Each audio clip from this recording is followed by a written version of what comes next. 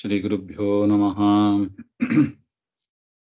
ಹರಿಕಥಾಮೃತ ಸಾರ ಗುರುಗಳ ಕರುಣದಿಂದ ಪಣಿತು ಪೇಳುವೆ, ಪರಮ ಭಗವದ್ ಭಕ್ತರಿದನಾದರದಿ ಕೇಳುವುದು. ಹರಿಕಥಾಮೃತ ಸಾರ ಜೀವ ಪ್ರಕರಣ ಸಂಧಿಯಲ್ಲಿ 7ನೇ ಶ್ಲೋಕ. ಕುದುರೆ ಬಾಲದ ಕೊನೆಯ ಕೂದುಲು, ಕೂದಲ ತುದಿ ವಿಭಾಗವ ಮಾಡಿ ಶತವಿಧ, ಅದರೊಳೊಂದನು 100 ಭಾಗವ ಮಾಡಲೆಂದಿಹುದೋ. ವಿಧಿ ಭಾವಾದಿ ಸಮಸ್ತ ದಿವಿಜರ ಮೊದಲು ಮಾಡಿ, ತೃಣಾಂತ ಜೀವರೊಳಧಿಕ ನ್ಯೂನತೆ ಇಲ್ಲವೆಂದಿಗೂ ಜೀವ ಪರಮಾಣು. ಜೀವ ಪರಿಮಾಣ 2 ಪಾಠವೂ ಇದೆ. ಅಂದ್ರೆ ಈ ಒಂದು ಪದ್ಯದಲ್ಲಿ ಗುರುಗಳು ಜೀವನ ಸ್ವರೂಪ, ಅವನ ಪರಿಮಾಣ, ಅವನ ಸೈಜ್, ಜೀವ ಸ್ವರೂಪದಲ್ಲಿ ಹೇಗಿರ್ತಾನೆ. ನಾವು ಈಗ ನೋಡ್ತೀವಿ, ಒಂದೇ ಜೀವ ಒಂದು ಜನ್ಮದಲ್ಲಿ ಇರುವೆಯಾಗಿ ಬರ್ತಾನೆ, ಇನ್ನೊಂದು ಜೀವದಲ್ಲಿ ಇನ್ನೊಂದು ಯೋನಿಯಲ್ಲಿ ಮತ್ತೆ ಹುಟ್ಟಿ ಬಂದಾಗ ಆನೆಯಾಗಿ ಇರ್ತಾನೆ.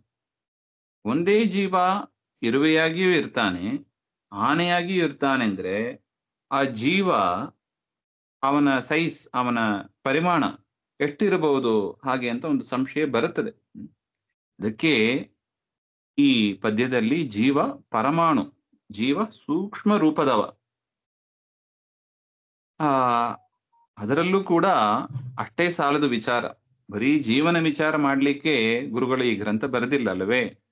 ಪರಮಾತ್ಮನ ಮಹಿಮೆಯನ್ನು ತಿಳಿಸಿಕೊಡ್ತಾರೆ. ಪರಮಾತ್ಮನ ಮಹಿಮೆ ಏನ್ ಬಂತು ಹಾಗೆ ಅಂದ್ರೆ, ಆ ಸಣ್ಣದಾದ ಅಣು ಪರಿಮಾಣ ಜೀವ, ಅದರ ಒಳಗೆ ಪರಮಾತ್ಮ ನಿಯಾಮಕನಾಗಿದ್ದಾನೆ. ಅದನ್ನು ತೋರಿಸಿಕೊಡ್ಬೇಕಾಗಿದೆ. ಅಂದ್ರೆ ಪರಮಾತ್ಮ ಅಣುವಿಗಿಂತಲೂ ಅಣುವಾಗಿದ್ದಾನೆ ನೋಡಿ.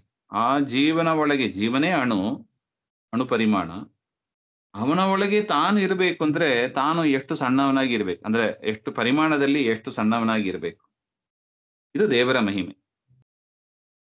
ಅದನ್ನೇ ದಾಸರು ಹೇಳ್ತಾರೆ ನೋಡಿ, ಅಣುರೇಣು ತೃಣಕಾಷ್ಟ ಪರಿಪೂರ್ಣ ಗೋವಿಂದ. ಎಲ್ಲದರಲ್ಲೂ ದೇವರು ಪೂರ್ಣನಾಗಿ ವ್ಯಾಪ್ತನಾಗಿದ್ದಾನೆ. ಅಲ್ಲಿದ್ರೂ ಕೂಡ ದೇವರು ಪರಿಪೂರ್ಣನಾಗಿದ್ದಾನೆ. ಅಣುವಿನೊಳಗೆ ಇದ್ರೂ ಕೂಡ ಅವನ ಸಾಮರ್ಥ್ಯ, ಬಲ ಇತ್ಯಾದಿಗಳು ಕಡಿಮೆ ಆಯಿತು ಅಂತ ತಿಳಿಬಾರ್ದು. ಪರಿಪೂರ್ಣನಾದ ಜ್ಞಾನ ಆನಂದಮಯನಾಗಿ ದೇವರು ಇದ್ದಾನೆ. ಜೀವ ಅವನ ಪರಿಮಾಣ ಅಣು ಅಂತ ಹೇಳಿದ್ರು, ತುಂಬಾ ಸಣ್ಣದು ಅಂತ. ಸಣ್ಣದು ಅಂದ್ರೆ ನಾವು ಅರ್ಥ ಮಾಡ್ಕೊಳ್ಳೋದು ಹೇಗೆ? ಹಿಂದಿನ ಕಾಲದಲ್ಲಿ ಮೈಕ್ರೋಸ್ಕೋಪ್ ಇತ್ಯಾದಿ ಯಾವುದೂ ಇಲ್ಲ. ಎಷ್ಟು ಚೆನ್ನಾಗಿ ಗುರುಗಳು ಒಂದು ಉದಾಹರಣೆ ಕೊಟ್ಟು ತಿಳಿಸಿಕೊಡ್ತಾರೆ ಅಂದ್ರೆ, ಕುದುರೆಯ ಬಾಲದ ಕೊನೆಯ ಕೂದಲು, ಅದರ ಪುಚ್ಛದಲ್ಲಿ ಇರತಕ್ಕ ಒಂದು ಕೂದಲು, ಅದನ್ನ 100 ಭಾಗ ಮಾಡಬೇಕು.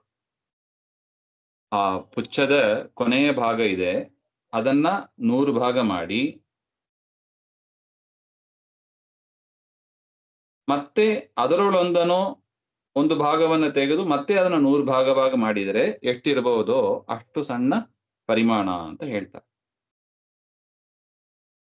ಕುದುರೆಯ ಬಾಲದ ತುದಿ ಭಾಗ, ಅದನ್ನ 100 ಭಾಗ ಮಾಡಬೇಕು. ಅದರಲ್ಲಿ ಒಂದು ಅಂಶವನ್ನ ತೆಗೆದು ಮತ್ತೆ ಅದನ್ನ 100 ಭಾಗ ಮಾಡಿದರೆ ಆ ಒಂದು ಭಾಗ ಎಷ್ಟು ಸಣ್ಣದಾಗಿ ಇರುತ್ತದೋ ಅಷ್ಟು ಜೀವನ ಪರಿಮಾಣ ಅಂತ ಹೇಳ್ತಾರೆ. ಇದು ಯಾರ ಪರಿಮಾಣ? ಇದು ಯಾರೋ ಸಣ್ಣ ಜೀವನಾಗಿರ್ಬೇಕು ಹಾಗೆಂತ ತಿಳಿಬೇಡಿ. ವಿಧಿ ಭಾವಾದಿ ಸಮಸ್ತ ದಿವಿಜರ ಮೊದಲು ಮಾಡಿ ಅಂತ ಹೇಳ್ತಾರೆ.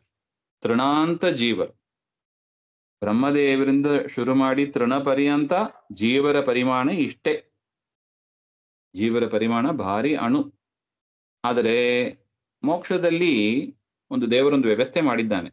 ಅಣುವಾಗಿದ್ರೂ ಕೂಡ ಅವರಿಗೆ ಬೇಕಾದಿದ್ದಷ್ಟು ಬೃಹತ್ ರೂಪವನ್ನು ತೆಗೆದುಕೋಬಹುದು. ಆ ಸಾಮರ್ಥ್ಯವನ್ನ ಪರಮಾತ್ಮ ಮೋಕ್ಷದಲ್ಲಿ ಕೊಡ್ತಾನೆ. ತನ್ನವರಾದ ಕೂಡಲೇ ನಮಗೆ ಚಿಂತೆ ಬಂದ್ಬಿಡುತ್ತೆ, ಈಗಲೇ ನನ್ನ ಶರೀರ ಸ್ವಲ್ಪ ದೊಡ್ಡದಿದೆ, ಇದೇ ಚೆನ್ನಾಗಿರ್ಬೋದಲ್ಲ, ಮೋಕ್ಷ ಅಂತ ಯಾಕೆ ಅಂತೆಲ್ಲ ಒಂದು ಪ್ರಶ್ನೆ ಬರ್ಬೋದು ಯೋಚನೆ ಮಾಡಿದ್ರೆ. ಆದರೆ ಅದಕ್ಕೆ ಅವಕಾಶ ಇಲ್ಲ.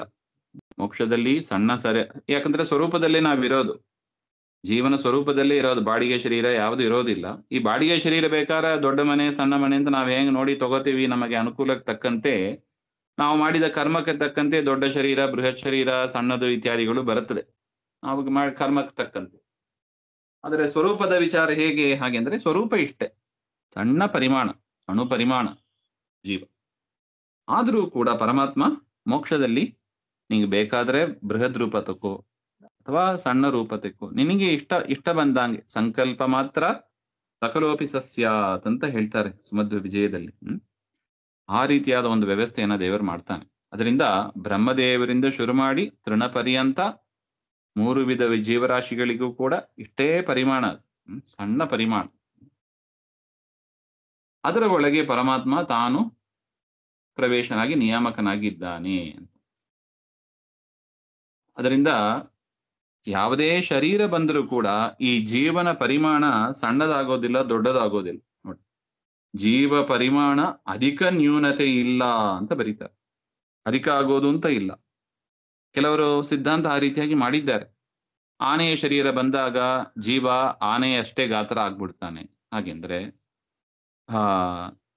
ಈ ಇರುವೆ ಆದಾಗ ಏನ್ ಮಾಡ್ಬೇಕು, ಹೆಂಗ್ ತೂರ್ಸೋದು? ಆನೆ ಅಂತ ಜೀವನನ್ನ ಇರುವೆ ಒಳಗೆ ಹೇಗೆ ತೂರಿಸ್ಲಿಕ್ಕೆ ಬರೋದಿಲ್ಲ. ಅದರಿಂದ ಆ ರೀತಿಯಾಗಿ ವ್ಯಾಖ್ಯಾನ ಮಾಡಬಾರ್ದು, ಅದು ಸರಿಯಲ್ಲ ಅಂತ ನಿರಾಕರಣೆ ಮಾಡ್ತಾ ಇದ್ದಾರೆ. ಒಟ್ಟು ಜೀವನ ಪರಿಮಾಣದ ವಿಚಾರ ಬಂದಾಗ ಈ ಒಂದು ದೃಷ್ಟಾಂತವನ್ನ ಕೊಟ್ಟು ಪರಮಾಣುವಾಗಿ ಜೀವನ ಶರೀರ ಇರುತ್ತದೆ ಹಾಗೆ ಅಂತ ತಿಳಿಸಿಕೊಡ್ತಾರೆ. ಕುದುರೆ ಬಾಲದ ಕೊನೆಯ ಕೂದಲ ತುದಿ ವಿಭಾಗವ ಮಾಡಿ ಶತವಿಧ, ಅದರೊಳೊಂದನು 100 ಭಾಗವ ಮಾಡಲೆಂದಿಹುದೋ. ವಿಧಿ ಭವಾದಿ ಸಮಸ್ತ ದಿವಿಜರ ಮೊದಲು ಮಾಡಿ ತೃಣಾಂತ ಜೀವರೊಳಧಿಕ ನ್ಯೂನತೆ ಇಲ್ಲವೆಂದಿಗೂ ಜೀವ ಪರಿಮಾಣ. ಹರಿಕಥಾಮೃತ ಸಾರ ಗುರುಗಳ ಕರುಣದಿಂದ ಪಣಿತು ಪೇಳುವೆ, ಪರಮ ಭಗವದ್ ಭಕ್ತರಿದನಾದರದಿ ಕೇಳುವುದು. ಶ್ರೀಮಧ್ವಾಂತರ್ಗತ ಶ್ರೀಕೃಷ್ಣಾರ್ಪಣಮಸ್ತು.